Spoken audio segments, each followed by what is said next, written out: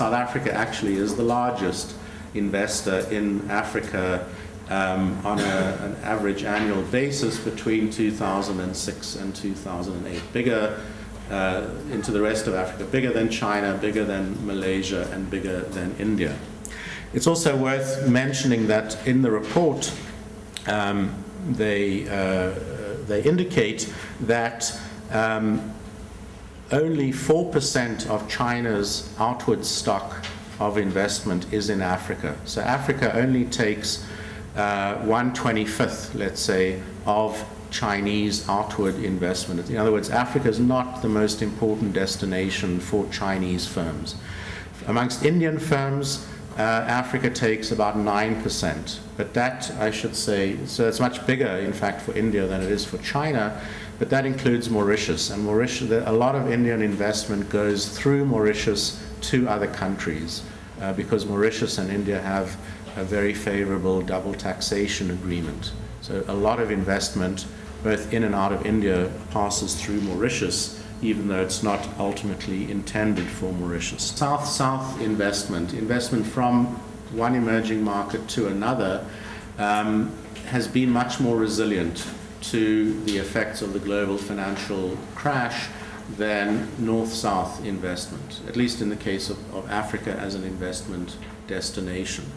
And this tends to support the idea that South-South investment is not just state-supported, as the earlier part of the presentation suggested, but also that South investors from the South tend to look more favorably on other developing economies as investment destinations than do investors from the North. So there's less concern about Africa, in other words, being a bad neighborhood if you are an investor from China or India than if you're an investor from Germany or France. Africa's FDI inflow performance is expected to improve along with the rest of the global economy. And also, obviously, because the Asian economies are doing much better in terms of recovery from the global financial crash than are Western economies, and given their great interest in Africa, that's likely to be beneficial for Africa's performance over the next short while.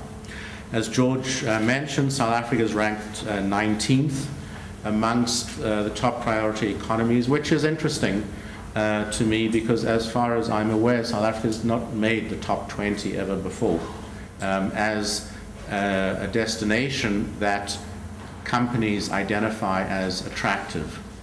The top countries here are China, is the most attractive destination, way out in front of everybody else. China's score is about 108.